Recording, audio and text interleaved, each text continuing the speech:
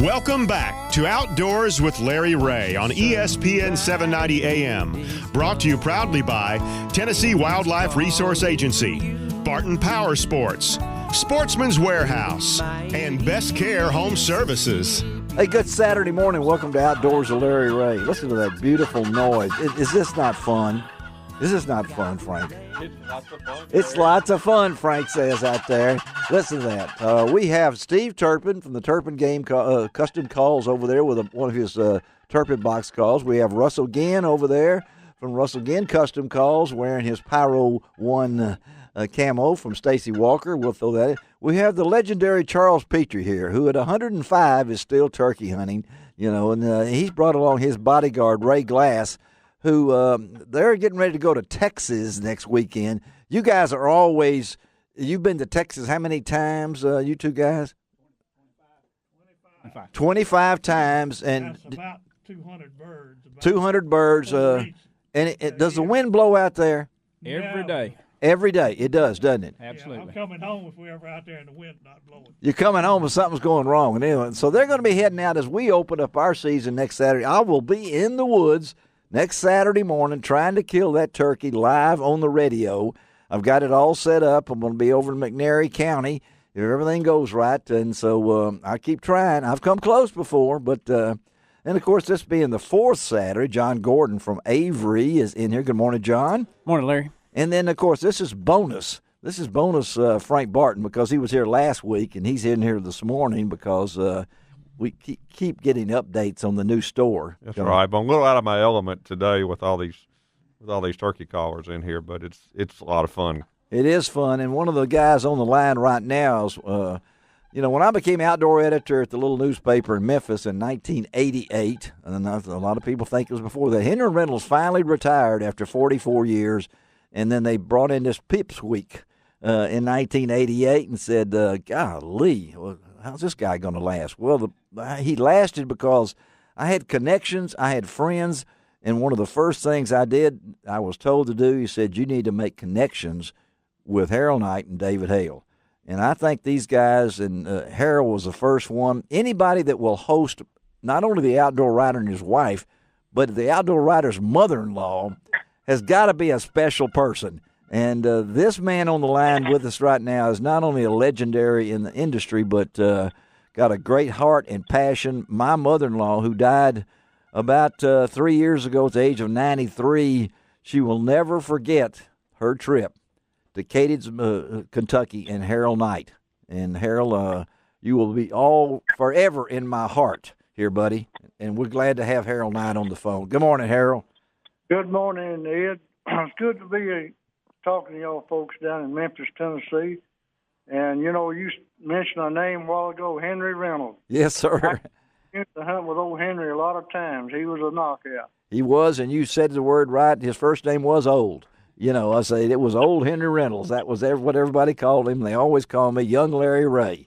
And Harold, we've been talking, got a lot of guys on the show. Let's talk a little bit about, we got these guys in the studio here, and they, a couple of them started turkey hunting in 1973. Tell our listeners how you got into this.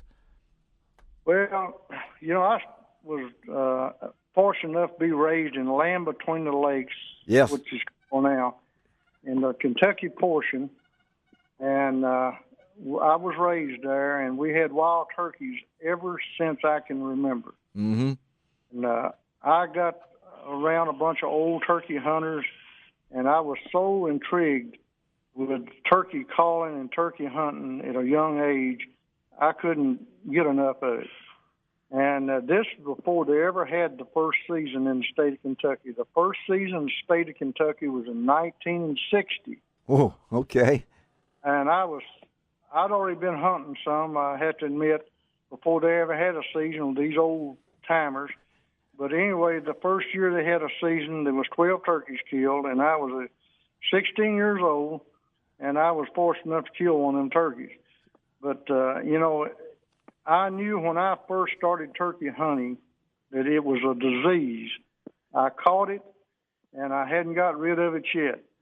Well, that's we got to ask you, how old are you now?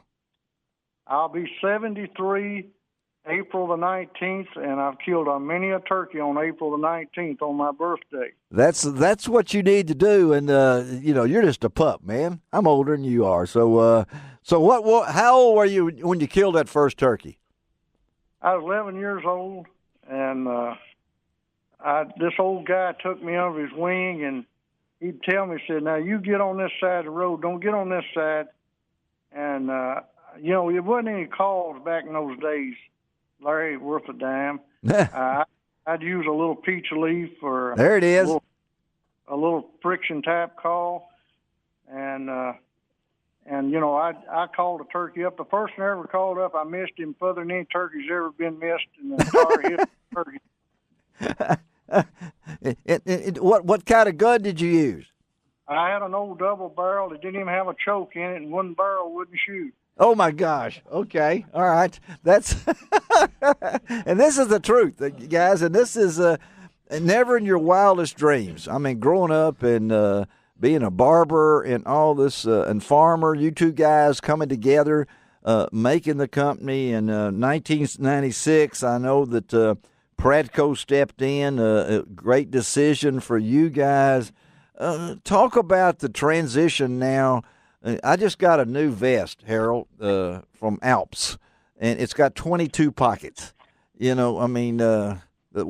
really, technology is advanced, but it still comes down to outfoxing that bird, right? You're exactly right. It amazes me. I'll start out the first of the year with a lot more calls than I need. But I find out the end of the year, and I'm trying to slip around and crawl around, and they've got me humble pretty good. I try to unload my vest, and a lot of times I won't even wear one. But I go down from about 20 calls to about 2 or 3 calls. So, technology has changed. Some of the biggest changes I've seen is not the calls as much as the ammunition and the guns. Yeah. Things like that. And the main thing that I've witnessed over the years is the restoration program of the wild turkey and how many turkeys we got now that we didn't have in the early times when I started hunting. And, every time I think about Tennessee restoration program, I think of old Jack Murray, who the state turkey biologist. I loved old Jack. He was a great guy to help catch these turkeys in these cannon nets. And then we had our old turkey biologist in the state of Kentucky, George Wright. And they both of us gone, but I still remember them and how passionate they was to try to get turkeys in every county in the state of Kentucky and Tennessee. They sort of had a little game going with one another. Yeah, they did. To one another, and that was a good thing for both states. Well, that all the turkeys, that they trapped, I've been there and seen them doing it. I probably Turpin might have or somebody else, but Shelby Forest, and that's still one of Steve Turpin's stomping grounds out there, right, Steve? He's shaking your head. I think that most turkeys a lot of turkeys in Tennessee's got cousins over here. I mean, that's where they started with Jack and the trapping, and it's amazing now we're killing, 40,000 turkeys, something like that. It's just amazing what we've done right now with the restoration. Again, we're talking to our good friend Harold Knight, who decided to give up being a barber and just do something he likes, So I don't know if are you still cutting your own hair? No, I wish I could. I don't have hair to cut, but yeah, you do. I didn't mean that. That wasn't mean to be a slight on you, Harold. Okay, don't take that. But I know you got to pinch yourself though. If I'm not mistaken now, because that easy grunter, so you've gone into other things that have been things and goose calls. Did you know this, John Gordon? You're with Avery out there. Tell them about the first goose you shot. I mean, didn't it have a band on it or something, if I'm not mistaken? Absolutely did. Yeah, listen to this, John. About 10, 11 years old, and I was living in Land Between the Lakes, and I wanted to kill a goose so bad I didn't know what to do. I finally killed one. They landed on the ground, and I jumped up and run out there, and he flew up, and I broke his wing, and I run him down, and it had a band on his leg, and I didn't know what band was in those days, and it was a Jack Miner band, and I'll never forget it. It had the Bible verse, Mark 11:22, have faith in God. Yeah. And I came home, and me and my granddaddy, I believe, wrote a letter to Jack Miner, and he sent me all the literature back. And Ed, 2 years ago, on the Legends Outdoors, I was at Legends Outdoors in Nashville, Tennessee. Yeah. And they inducted one of the grandboys from Jack Miner. Yeah. And I was expecting to see somebody a lot younger. He was the same age I was. And a lot of you folks out there know, the banded. How many banded geese have you killed, John? Oh, 5 or 6. All mine are snow geese. All yours are snow geese. I'm always after those white jokers. But Jack Miner was a great pioneer in the banding process, and really did a lot of great conservation. Yeah, out of Kingsville, Ontario. And again, we're talking to Harold Knight. But Harold, as we let you get out of here a little bit, and these guys have been listening patiently to what you have to say. Does it blow your mind, Harold, to know where you started and how your life has developed into being what it is today? Well, it sure has. And, I've been very lucky. I've been blessed.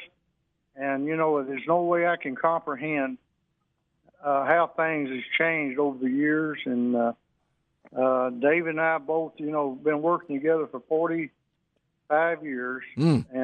And I can say he's still my best friend. Yeah. So, when you work with somebody that long and you still get along good, it says something for who I picked as a partner.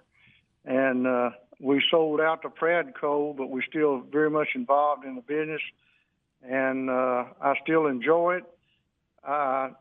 They humble me every year, the turkey does, the wild turkey. Oh, really? A long time. Yeah. But I've hunted with a lot of different people. I saw probably over 1,000 turkeys killed, and I've seen lots of people kill their first turkey, and I still get excited and enjoy it.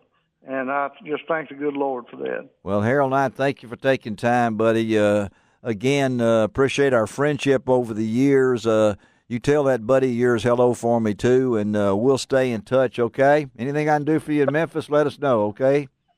Good deal, Larry. It's good to talk to you. It's always good to talk to you. Yes. And I hope to get that good big gobbler next Saturday morning. Next Saturday morning. Thank you, Harold. All right, buddy. We'll talk to you. All right, Harold Knight. You guys, he is the same. I can listen to him, and that's Harold. This is a guy that's pretty well a nice. He's known, but he's still like the same old guy. And I don't know. Did anybody make comments that catch on anything you'd like to say about Harold Knight? I mean, you guys here? What about him? Would you consider him one of the legends of turkey hunting? Yeah, absolutely. When I was trying to learn how to mess with a turkey, I used to listen to tapes and those that the guys like that and Ben Lee. Yes. And yeah. used to listen to what all they had to say, because back then listening was about all you got to do. You didn't see many turkeys. Oh no, I got cassettes with Harold and David. That I could stick in there and to try to help me be a better turkey caller. And some of these things like that. And I'm going to say something to you folks out there right now. Take advantage of times you have with people like that.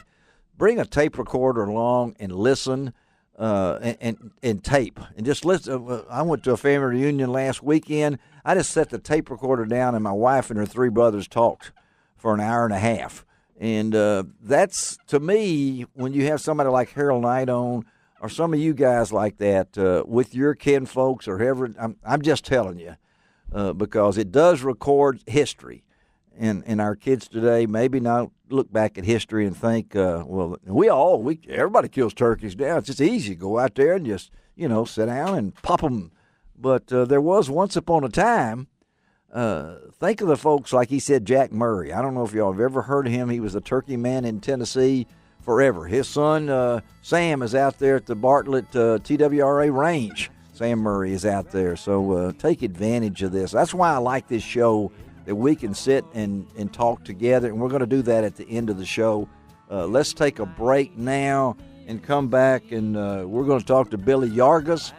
I don't know if you know Billy Yargus, but get ready, okay? We're going to talk to Billy on Outdoors with Larry Rea. Give me some noise out of here as we take a break out of here. Go ahead, Frank.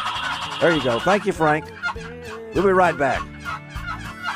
You can find